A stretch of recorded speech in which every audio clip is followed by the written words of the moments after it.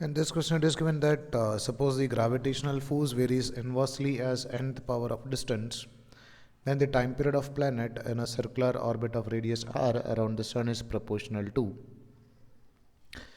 So over here we can write the gravitational force is F is equal to gmm divided by, in general we'll write it is inversely proportional to square of distance, but over here it is given that inversely as nth power of distance.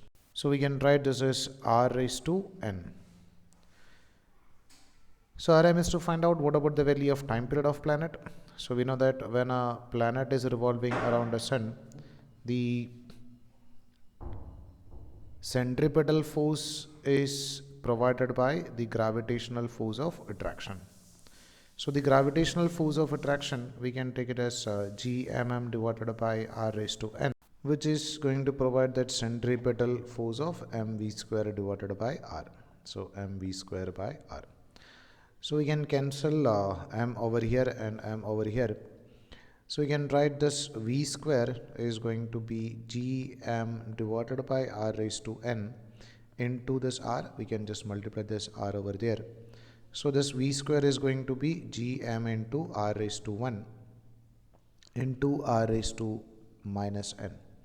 So we can write this v square is equal to g into m into r raised to 1 minus n.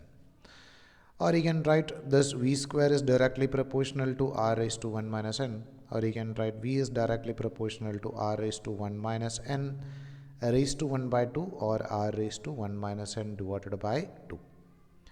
Now we know that the equation for time period is nothing but, or time is nothing but distance divided by its velocity. So when it's complete one full rotation, distance traveled is 2 pi r. By velocity we can take it as v. So you can write is directly proportional to r divided by velocity. It is directly proportional to r raised to 1 minus 1 by 2, because we are writing t is directly proportional to r and inversely proportional to v. So from here you can write this t is directly proportional to r divided by, instead of v we can just substitute this value over here, that is r raised to 1 minus n divided by 2. So we can write this t is directly proportional to r raised to 1 into r raised to minus of 1 minus n divided by 2. So we can write t is directly proportional to r raised to 1 minus 1 minus n divided by 2. So we can write this t is directly proportional to r raised to, if you are taking 2 as LCM, so it is 2 minus n plus minus 1 plus n divided by 2.